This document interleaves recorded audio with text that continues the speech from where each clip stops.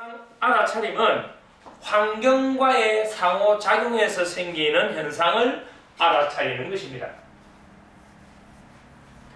이건 우리가 살아가는데 가장 기본적인, 기초적인 삶을 위해 가장 기본적이고 기초적인 그런 행위들이라고 볼 수 있죠. 신체 감각, 욕구, 감정, 이미지, 내적인 힘, 환경, 상황, 관계, 이렇게 이 8가지는 아까 이야기한 대로 상호 밀접한 관계를 갖고 있다. 그래서 어느 하나를 바꾸면 나머지 전체가 함께 바뀔 수 있는 비국수성으로 이해할 수 있는 것이죠. 자, 그럼 먼저 이 8가지 현상 알아차림에 대한 8가지 중에 첫 번째가 바로 신체 감각에 대한 알아차림입니다. 신체 감각에 대한 알아차림. 자, 우리가 배가 고프거나 또는 춥거나 갈증이 느껴지거나 또는 성적인 어떤 갈망이 있거나 이렇게 될 때 그 욕구가 신체적인 어떤 흥분 상태를 만들거나 신체 긴장을 만들거나 이완 등으로 표현됩니다. 그러면 우리는 신체적인 이런 상태를 보면 그 사람이 무엇을 알 수 있다는 겁니까? 그 사람의 욕구를 거꾸로 알 수 있다는 거죠. 그래서 신체적인 감각, 신체 감각에 대한 알아차림을 갖는다는 것은 그 사람의 욕구를 알 수도 있다는 겁니다. 이해가 됩니까? 왜냐하면 우리가 갖고 있는 욕구나 감정 이런 것들은 신체적으로 드러나거든. 그래서 NLP에서는 캘리브레이션을 아주 중요하게 생각하죠. 우리가 의사소통을 하는 데 있어서 그 말 자체가 갖고 있는 비중은 7% 정도라고 하고 그 목소리의 높낮이나 음성 이것이 38% 정도 비중을 차지한다면 나머지 55%가 바로 신체 언어다. 내 안에 내면의 어떤 욕구나 이런 부분들은 신체적인 어떤 특정적인 부분으로 계속 신호를 보내게 되죠.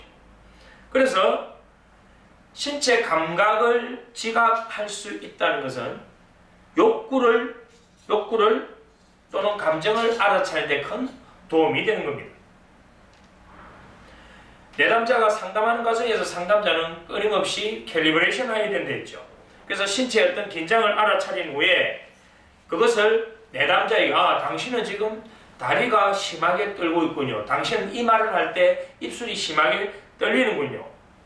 그래서 자신의 신체 어떤 이런 감각에 대한 알아차림을 통해서 자기 내면의 욕구까지도 알아차리고 그걸 접촉할 수 있다. 그 내담자는 뭘 형성할 수 있나요? 게슈탈트를 형성할 수 있다. 그것이 신체 감각에 대한 알아차림입니다. 지금 현상 알아차림에 대해서 첫 번째 신체 감각에 대한 알아차림을 했습니다.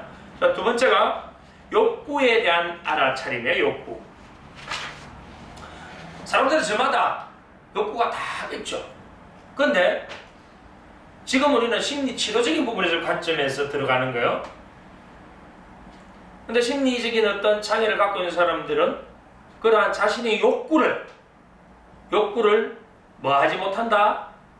알아차리지 못한다 이 말입니다. 자신의 욕구를 알아차리지 못한다. 왜 자신의 욕구를 알아차리지 못할까요? 성장 과정에서 자신의 욕구를 알아차리고 그것을 접촉하고 그것을 표현하는 것을 부정적인 피드백을 준 거예요. 누군가가. 그러므로 해서 그렇게 내가 내 자신의 이런 욕구를 해서 그것이 성적인 갈망이었다면 그걸 내가 알아차리고 그걸 표현하는 것은 아주 잘못이다. 그것은 아주 나쁜 것이다. 라는 왜곡된 게 형성되어 있다 이 말입니다. 그래서 그것에 대한 잘못된 왜곡된 교육과 피드백에 의해서 자신의 그 욕구를 아예 묻어버립니다. 억압시켜버립니다. 그래서 알아차리지 못한 상태가 됐다면 이건 병적인 상태로 가는 거예요. 이 상태를 보면 이 상태를 알아차림이 뭐한 상태다? 차단된 상태라고 보는 겁니다. 알아차림이 차단된 상태. 자, 자신의 욕구에 대한 알아차림이 차단되면 사회적으로는 만약에 그 대상이 어린이라면 부모나 어른들이 이 어린애 보고 뭐라고 이야기합니까? 착하다. 정말 모범적이다. 속 썩인 적 한 번 없다. 부모 마음 아프게 하는 말 절대 하지 않는다.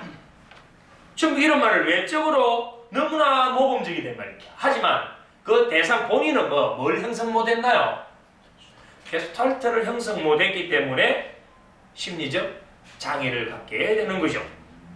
그래서 이런 사람들에게는 어느 습관부터 바꿔줘야 돼요. 어느 습관부터 바꿔줘야 돼요. 지금 우리가 이 현상 알아차림을 공부를 하면서 이러한 현상에 대한 알아차림에 대한 이해도 돕지만 실제로 여기서 여러분들이 상담이나 코칭을 쓸 수 있는 실질적인 사례들과 실질적인 방법들을 제시해 주는 거예요. 그러면 자신의 그 욕구를 그 이전에는 괜찮습니다. 저는 아무렇지도 않습니다. 저는 거기에 대해서 크게 마음이 없습니다. 라고 계속 자기 자신의 욕구에 대한 알아차림이 없었다면 언어적인 부분도 어떻게 바꿔줄까요? 그전에는 자기가 모범적이고 지적이고 이렇게 위해서 개념적인 이런 이야기들을 주로 많이 했다면 또 그것이 당연하다고 생각하고 당위적인 이런 표현을 많이 썼다면 이제부터 그걸 바꿔주란 말입니다. 어떻게 바꿔줘야 될까요? 자신의 욕구를 억압시키거나 은폐하는 데 사용했던 그런 말들을 사용하는 것이 아니고 지금부터 이제 구체적으로 표현하게 해야 됩니다. 어디에서? 지금 여기에서. 지금 여기에서. 그래서 이렇게 이야기하는 거예요. 나는 지금 무엇을 하고 싶어요? 라고 해야 됩니다. 나는 지금 무엇을 하고 싶어요? 어디에서? 지금 여기에서. 자신의 그 욕구를 만나게 알아차리게 만들어줘요. 알아차리게 만들고 그걸 표현하게 만드는 거예요. 나는 좀 힘들 때는 좀 쉬고 싶어요 라고 언어를 바꿔줘라 이 말입니다. 화가 날 때는 나는 지금 뭐 하고 싶어요? 화를 내고 싶어요 라고 말을 하게 만드는 거예요. 그리고 자신이 할 말을 선생님이 안 들을 때는 선생님이 지금 제 말을 좀 귀 기울여 들어주셨으면 좋겠어요 라고 표현하게 만들어야 돼요. 지금 여러분들 수업하는 이 내용은 심리치료 쪽이라 했습니다. 물론 코칭 쪽에서는 이런 부분들에 대해서 긍정적으로 더 전환시켜서 위로 끄집어 올려야 되지만 지금 심리치료 쪽에서는 이거에 대한 욕구에 대한 알아차림을 키우기 위해서 언어적인 표현부터 계속 이제 바꿔가는 거죠. 지금 누구를 만나고 있나요? 이 사람? 자기를 만나고 있다.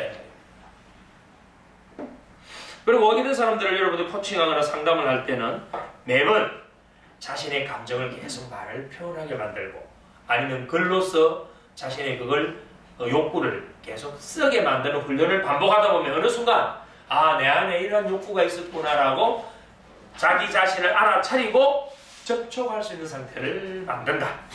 그것이 곧 심리치료예요. 심리치료라. 세 번째가 감정에 대한 알아차림입니다. 감정은 자신의 어떤 갖고 있는 욕구에 대해서 주관적으로 체험하는 느낌입니다. 주관적으로 체험하는 느낌. 그걸 우리가 감정이라고 하죠. 만약에 내가 갖고 있는 어떤 욕구가 충족되면 우리는 어떤 감정을 느끼나요? 유쾌한 감정을 느끼죠. 만약에 내가 갖고 있는 욕구가 충족되지 못하면 불쾌한 그런 감정을 갖게 됩니다. 그러니까 감정을 부정적으로 자꾸 표현하는 사람들이 많아서 그런데 감정은 부정이 아니에요. 감정은 순수한 거예요. 감정은 건강한 거라고. 그래서 우리가 감정을 느낄 수 있는 사람은 그 사람의 삶의 질이 아주 높아집니다. 우리는 감정을 만나지 못하고 그걸 그 감정에 대한 알아차림이 없으면 제대로 못 만나거든요. 제대로 접촉 못하니까 제대로 그걸 밖으로 표현을 못한다 이 말입니다. 그것 때문에 우리의 삶의 질이 떨어지고 인간관계의 질이 떨어지는 거예요. 내가 갖고 있는 이 감정을 알아차리고 제대로 접촉하고 제대로 표현할 수 있으면 우리는 인간관계가 훨씬 더 원만해질 수가 있겠죠. 그리고 우리의 삶의 질이 높아진다 이 말입니다. 그리고 이러한 감정에 대한 알아차림은 결국은 내 게스탈트를 형성하는 데 크게 도움이 됩니다. 그리고 내 안에 억압되어 있던 눌려져 있던 이러한 감정이 해소되면서 전체 개수학들을 형성하는데 도움이 된다.